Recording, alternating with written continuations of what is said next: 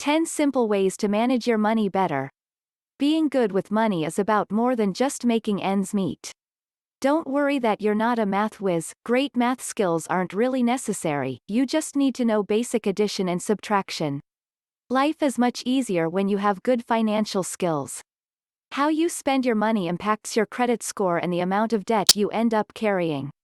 If you're struggling with money management issues such as living paycheck to paycheck despite making more than enough money, then here are some tips to improve your financial habits.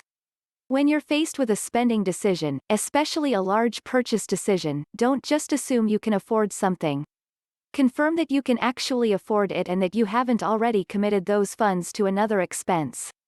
That means using your budget and the balance in your checking and savings accounts to decide whether you can afford a purchase. Remember that just because the money is there doesn't mean you can make the purchase. You have also to consider the bills and expenses you'll have to pay before your next payday. How to manage your money better. 1. Have a budget. Many people don't budget because they don't want to go through what they think will be a boring process of listing out expenses, adding up numbers, and making sure everything lines up. If you're bad with money, you don't have room for excuses with budgeting. If all it takes to get your spending on track is a few hours working a budget each month, why wouldn't you do it? Instead of focusing on the process of creating a budget, focus on the value that budgeting will bring to your life. 2. Using the budget. Your budget is useless if you make it, then let it collect dust in a folder tucked away in your bookshelf or file cabinet. Refer to it often throughout the month to help guide your spending decisions. Update it as you pay bills and spend on other monthly expenses.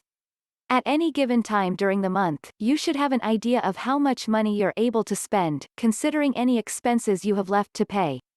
3. Give yourself a limit for unbudgeted spending. A critical part of your budget is the net income, or the amount of money left after you subtract your expenses from your income.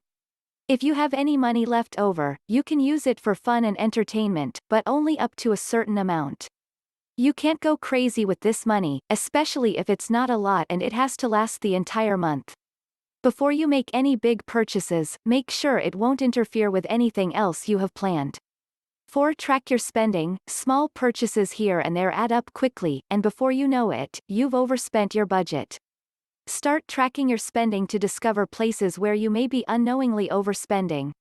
Save your receipts and write your purchases in a spending journal, categorizing them so you can identify areas where you have a hard time keeping your spending in check. 5. Don't commit to any new recurring monthly bills. Just because your income and credit qualify you for a certain loan, doesn't mean you should take it. Many people naively think the bank wouldn't approve them for a credit card or loan they can't afford.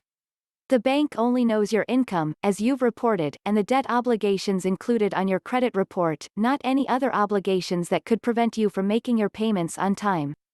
It's up to you to decide whether a monthly payment is affordable based on your income and other monthly obligations.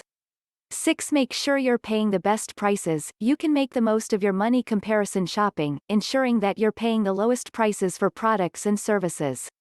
Look for discounts, coupons, and cheaper alternatives whenever you can. 7. Save up for big purchases. The ability to delay gratification will go a long way in helping you be better with money. When you put off large purchases, rather than sacrificing more important essentials or putting the purchase on a credit card, you give yourself time to evaluate whether the purchase is necessary and even more time to compare prices. By saving up rather than using credit, you avoid paying interest on the purchase. And if you save rather than skipping bills or obligations, well, you don't have to deal with the many consequences of missing those bills. 8. Limit your credit card purchases. Credit cards are a bad spender's worst enemy. When you run out of cash, you simply turn to your credit cards without considering whether you can afford to pay the balance.